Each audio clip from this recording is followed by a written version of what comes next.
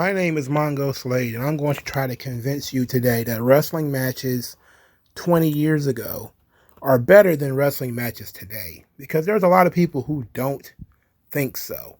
This topic comes from Twitter, where one of the AEW fans says, a genuine question, because I saw someone say this: are wrestling matches nowadays better than they were 20 years ago? And a lot of people have said no. A lot of people think that this era of wrestling produces the best wrestling matches in history. And I must resoundingly disagree. I resoundingly disagree. And I would even go back even further. It's not better than the wrestling matches you get 40 years ago. Double up. It might not even be better than the wrestling matches you get 60 years ago. But I'm not even sure, because I never watched enough of the stuff in the 70s. But from the stuff that I have seen, it's much better. And I'm going to discuss why I think so. But first, let's go through a couple of the responses. As, maybe I'll talk about why I think so. Why we go through the responses. So here's one of these reaction guys. He's a pretty big account on Twitter. He says, wrestling is better executed on purely technical and athletic level than it's ever been. But in a way, is often so smooth and mechanical that it loses the raw, visceral edge. Wrestling needs to feel truly compelling. Wrestling needs to feel like it's playing with live ammo. Now, I understand what he's saying. I would say it in a little bit different way, though. This stuff looks fake. That's what you're saying. It looks fake. And it's obviously fake. Like, it's for pro wrestling was always supposed to be an expose in people who actually have done combat. So a boxer knows that you can't take closed fists to the head 100 times in a match without getting a bruise. Mixed martial artists would notice, the way that you wrestle your matches here, you leave your ankles open, you leave your wrists open, you're giving people your back. That's not what you would do in a legitimate fight. But now it's like, if you're 13, you can see through this. That's why, the PG era of WWE became a thing. Like, if you were like 12, you start asking questions. By the time you're a teenager, you can see through every match that you've ever seen. You can look at like, I don't know, I can see 100% through that. But when you're a kid, you think it's real because you're not thinking about it on that level. But back then, even when you got a little bit older, there was still that question of it might be real. There is some, as this guy said, live ammo thrown in there. So I get it. I understand that. Here's another response. Average wrestler on TV is more capable of having a fast-paced, athletically impressive match, which has made fast-paced, athletically impressive matches less interesting than watching a roided-up former lineman drop an underrated jobber on his head. Well, I think you're talking about the proliferation of one style, which is technically true. But I saw a lot of fast-paced, smaller guys when I was young. Rey Mysterio and Juventud Guerrera and Psychosis. I grew up with that stuff. It wasn't a lot of those guys, and there was a division specifically for them. So yeah, when you could see Rey Mysterio and you can actually appreciate that, and then you can see Stone Cold Steve Austin. But now everybody wants to be Rey Mysterio. Everybody wants to do the moonsaults and flying over the top rope and all that stuff. And they're forgetting that not having all those people do that is what made that special. And I think that's what this comment is trying to say, is that you've made this match type the generic match type. And so people who are impressed by moonsaults are kind of like, what next? Are you? It's like a baby playing peekaboo at that point. Like, everybody does a moonsault now. So why do you care about moonsaults at this point? This one is probably closer to my real opinion. He says the matches nowadays look faker than ever. Wrestlers wait outside the ring for a diving spot for 10 seconds like idiots. The psychology is terrible, and there's more botches and injuries in this era than any other. This is pretty much close to what I was going to say. But people still have not said what I'm going to say. So this is good. I'm glad to see there's quite a few AEW fans who are saying that these matches are not better than they used to be. Here's somebody saying WWE is certainly better. TNA was in its infancy. New Japan was pretty much in the gutter at the time. I wasn't introduced to the indies yet, so no comments on that. A lot of people are looking at the rosters. Don't get twisted when it comes to the roster. We should be talking about something a little bit more technical. And this guy he sprinkles a little bit on there too. He says, athletic wise, yes, but emotion and drama wise, I don't know. The answer is no. Okay. There is no, I don't know. The answer is no. When it comes to drama and emotion, being able to manipulate the audience, these guys today do not have that skill. A lot of them just do not have it. They're not over. Not for real. They're not really over. They may be popular, but they're not really over. Here's another one. The best part of this discourse is that the vast majority of wrestling Twitter right now is made up of newer fans. They were not watching 20 years ago. Lots of them were toddlers 20 years ago. Some of them weren't even born. They can't comment, and yet they find a way for engagement. I don't know what that's saying. The guy is young. Well, he has the network. He has YouTube. Young people can catch up. Yes, sometimes some of this stuff is nostalgia, but you have YouTube. You can look at the superior product. you can just go and look at it. So here's somebody who actually says yes. He says, yes, you can't seriously think wrestling hasn't evolved in 20 years. What you're assuming is that this is an evolution and not a de-evolution. And plus, let's say this, not all evolution is good. Not all progress is good, right? The matches are faster, they're more athletic, but they're less emotionally engaging, all right? They're just less engaging. So there's a lot of people just they're mincing their words. Oh, it depends on what you mean. It depends on what you mean, man. So I'm just going to be very honest. The answer is no. These matches are not better today than they used to be. And it's down to the very minutia of things that used to be better in the past. One of the first things you should look at when you start a wrestling match, what kind of approach does each wrestler have? Assuming it's a singles match. Are they taking it seriously or are they goofing off? Will Ospreay and MJF takes me out of the match immediately because MJF is goofing off. He's leaving the ring. He's doing all the fake tearing up the sign stuff, arguing with the fans, just walking around, doing a bunch of other stuff. He's goofing off. He's not coming across like he wants to win this match. And then he's also not letting Will Ospreay do anything to him that he can retreat from. All right. So you're looking at this from the situation of he's just goofing off, wasting time. And that's when you realize that the match is about to go long because you got to go jack off some time. But those things are minor, right? The big things that I'm looking at when I say a wrestling match is no good, and this doesn't count NXT because most of the NXT talent are very new. There are people who have been in the business 10 years, 15 years, 20 years, have not mastered very, very simple things. Number one is selling. There is so much no selling in today's wrestling, even among smaller wrestlers. Like when I was a kid, you had to be significantly bigger than your opponent to no sell him. King Kong Bundy can no sell pretty much everybody except like Hulk Hogan or something. If you're the World Warriors, you can walk through a suplex. You get suplex, you just get back up.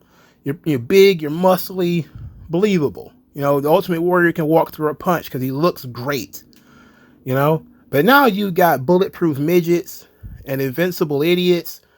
They get dropped on their heads and they're up 10 seconds later. They're like, there's no emotional investment in that. Again, the most basic part of a story is the visual. If I see Darby Allin is like 5'8", he's like 160 pounds, and you're throwing him from pillar to post and he won't stay down, okay, you can say he's the toughest piece of human jerky in the world, but after a certain point, you're just burying the big guy. The much bigger guy just must not be anything if the small guy can survive all of his attacks. Again, the storytelling, and even if Darby does sell, I will say that, at least he will sell, but he powers through a lot of that stuff for the most part.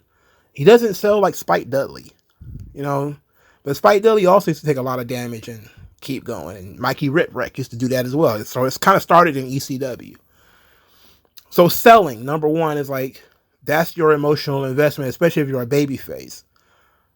If you can't sell, you can't generate emotional interest. And then you have the second element, which is even more frustrating to me, and it actually makes me laugh more than anything, is when wrestlers can't today do the most basic collar and elbow tie-up. You know, I can't tell you how many times I've seen, they will even avoid it. They won't do a collar and elbow tie-up at all because it looks like shit. And I'm not even talking about, again, not talking about rookies in NXT. I'm talking about the Young Bucks. All right? I'm talking about the best friends kind of guys. They suck at basic collar and elbow tie-ups. You're looking at it like, how long have you been in the business that you can't even do that? You can't even do that. And I'm supposed to take everything you're doing seriously? It's bad enough that you're 5'6", and I'm supposed to believe that you're doing, what is that called? They call it the locomotion Northern Light suplex. That you're picking up a guy much bigger than you and suplexing him multiple times in a row. I'm supposed to believe. I can't even believe that you're overpowering this guy in a collar and elbow tie-up because it looks like shit. They avoid doing headlocks. Like they talk about, oh, it's a rest hold. It's a rest hold. You just don't know how to apply the hold. I'm looking at them. Their fingers aren't clasped. They don't really have any kind of control of their opponent's body. You know, it's like, again, if I see that on NXT, I'm like, okay, well, this is a volleyball player. You know, she doesn't really know what she's doing. She's doing what she thinks she knows how to do. I say she, because it's usually a girl when I see it's really terrible fundamentals like that. But I see it with men in AEW too, who've been in the business for a long time. It's terrible fundamentals. You can do all the flips and all the dives, but somebody asks you to do something as simple as a headlock, and to make it look legitimate, you can't even do that. You know, and that it starts building from there. But the number one thing, and I said that, I think selling is number one. So maybe number two is the most important thing, is you don't sell worth shit and your technique is trash. But the biggest issue to me is the lack of intensity. This is what goes back to what I was talking about, MJF jacking off and fucking off the match. This is a big problem with Will Ospreay. All right? It's a big problem with a lot of the matches that are very athletic, flashy, etc., is that they lack intensity. I don't feel like you're really in a fight. I don't feel like you really dislike your opponent.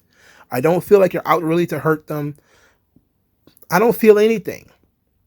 I don't feel the heat that you're trying to generate is legitimate. I don't feel the intensity of the promos. I don't really feel it. That's missing in modern wrestling because everybody wants to be cool. Everybody wants to be cool. Nobody wants to be passionate. Cody wants to cry. You know, but when Cody is on, he's on. Like, this is what The Rock got over so well when he started doing the Final Boss. You know, he starts flying off the handle. He's in the zone. He's cussing. He's screaming. He's yelling. It comes across a little bit like a performance, but that's only because I'm already The Rock is performing. He's doing his thing. If I was a kid, I would buy into that. I would buy into the final boss if I was younger. There's a menace there. There's menace in the tribal chief, in that character. You look at how Roman Reigns would just grab a headlock. Something simple. And he'll be trash talking in the headlock, and all the AEW say, "Oh, he's just holding people in headlock." Blah, blah, blah. It's like, but his headlock doesn't look like you can get out of it. His opponent looks like he's really struggling in this headlock. It looks like it hurts. It looks like if you grab your little brother by the head and start talking shit to him. It doesn't look like he could just push his hand off of it, or he could just stand up and be out of it. So if I can see through everything you're doing, and of course all the stuff where guys just stand around waiting for their spot, or hey, I know what your spot is before you do, so I need to get in position, which I started seeing a lot more of that in modern day. All the guys who have to scoop themselves across the mat to get in position. I've seen people roll from one side of the ring to the other just to get in position for a finisher. It's like, what are you doing? You don't even know how to transition from what you were previously doing to get yourself in the right spot. It's a part of it is the agents, it's the trainers, it's somebody not being there to really enforce better technique, footwork, positioning, working on your intensity, working on your promos. It's getting more and more lax. AEW has the excuse of a lot of those guys were in the indies. And they don't enforce a lot of that shit on the indies, because how can you? Most of the bosses are having a going out of business sale every week. They pop up, they do a show, they're gone for a week or 2 weeks or a month or whatever. They'll be back when they be back. But in Japan, that stuff's stiff, it's crisp, and it has some level of intensity to it. So that's why so many people were gravitating towards the Japanese style, because it was stiff and it looked good. And then over time, that too became light. Now you see these really terrible Kobashi chops, or the really terrible Kawada kicks, and they just become incredibly lazy. You just hold your head here while I kick you in the face. Just stick your chest out. Brace yourself while I chop you in the chest. The weak forearms back and forth. Lazy shit. No passion. No intensity. No sense of urgency. You don't feel like you're really in a fight. And these are fundamentals. This is not like you working with barbed wire or fire or anything like that. I don't care about these guys and their abilities to do hurricanranas. I don't care if I never see a hurricanrana again. All I care is, do I believe what you're doing? Bryan Danielson won me over, despite the fact that he is very small, because he legitimately looks like he could grab a leg or grab an arm and hurt you. Because that's what you see in like UFC. That's what you see if you watch like Pride, if you watch MMA. You can see that. You can be like, oh shit. Kurt Angle, he's an Olympic gold medalist. He's snug with everything he's doing. Brock Lesnar, snug. Eddie Guerrero, family, just snug. Benoit, Dynamite Kid, Bret Hart, Owen Hart, even Shawn Michaels to a degree, even though he was kind of loose a little bit. But they knew how to tighten things up. And then the guys were not afraid of tightening up too. Sometimes you have Stone Cold Steve Austin, he would talk about on his podcast sometimes, that he would tell guys to tighten up, like you're loose with your headlocks, and you're loose with your with your collar and elbow tie-ups and stuff like this. And they were trying like, no, like that's part of your it's part of your shit. I'm not saying you have to punch somebody in the head and put your fist through their face, but these really weak looking chops, that's basically you slapping your thigh, that's dead in the water to me. That's why I don't like Johnny Gargano. It's the worst looking shit in the world. You're working too light. It doesn't look legitimate. You're working too fast. Nothing looks like it hurts. You don't have any charisma. You don't have any personality. You don't have any intensity. Why am I watching this shit? I'm watching you go through the motions. You're pretending to have a wrestling match. So no, wrestling matches today are not better than the wrestling matches 20 years ago. I don't care what Dave Meltzer says. He can give every Will Ospreay match from now to when the cows come home 5 stars. Until I see some intensity out of that son of a bitch, he's not going to have any 5-star matches out of me. Until he actually works like he wants to hurt somebody, like he's in a fight, like he's in the midst of something, and not like he's a ballet dancer going through his routines, which is the same thing Kenny Omega was doing. And that style now is becoming the most popular shit because the internet is pushing young people towards it. Oh, look at me, Ricochet can do all these really cool things. It's like, yeah, he can do cool shit, but I never believed Ricochet was really in a fight. Except for when he was in there with Brock. Because Brock's going to make it look like he was in a fight. And that's why everybody likes Brock. Because even if you are in there trying to be a ballerina, you look like you're trying to do a routine in a hog pen. All right? Like you're getting attacked by a wild cheetah, a wild bear, while you're trying to do a dance routine. It's not the same thing. Stylistically, it doesn't match up. And then you look at somebody like AJ Styles, who does a lot of the flying stuff. You know, he does springboard shit. He does Pele kicks. But AJ Styles stuff his fundamentals look good. All right? His moves look like they hurt. He looks like he's legitimately in a fight, even though he does combinations and stuff that's basically a routine. His offense looks legitimate. He sells. You can't really see through a lot of the stuff that he's doing. And until he does something that's obviously fake, like, you know, the moonsault into the slop drop or whatever, the Scorpion Death Drop. Something like that where you have to be in perfect position. Until he does something like that, AJ Styles stuff looks solid. That's the difference between somebody like AJ and somebody like Will Ospreay. And that comes with experience. It also comes with somebody being there telling you have to tighten up. If people are just blowing smoke up your ass, telling you you're the best in the world already, you're a 5-star wrestler, you're the best, and you don't have a good collar and elbow tie up, you can't get people into your match off intensity alone. That's why we can't sell storylines, because nobody believes you. When you talk, nobody believes you. You're joking, you're goofing off. You know, no, wrestling matches are not better. You know, personalities are not better. And that doesn't mean that it's all the worst stuff in the world. There's still people out there who are pretty good, or they're good enough. They're passable. And that's usually what good means today, is that I'm not completely put off by what you do. Johnny Gargano completely puts me off. There's some people, the Young Bucks, I don't care about what they do. But FTR is okay, because their stuff actually looks solid. You know? There's some other people where their stuff looks solid.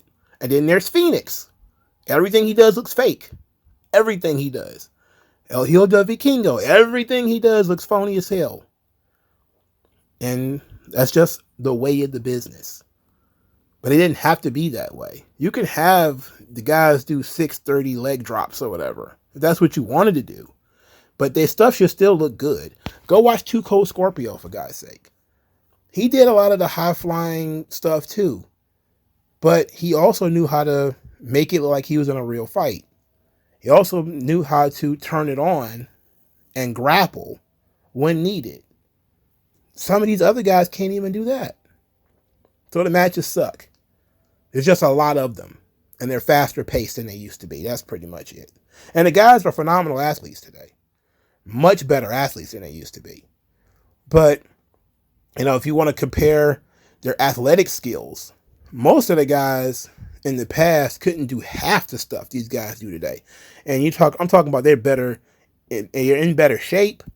They have better workout regimens, stuff like CrossFit and yoga, so they're not blowing out their ACLs, and they have better dieting plans, not enough steroids, they're not smoking anymore, they're not drinking alcohol a lot anymore. There's a lot of benefits of working today over working 30 or 40 years ago, or working 20 years ago. You know more about CTE, you know more about heart attacks and steroids and not doing cocaine. All that's great. But your matches still suck, and they're boring because you can't get anybody involved emotionally in your match, nor can you convince them that what you're doing is legitimate. Like, share, subscribe. I'll talk to you guys later. Peace out.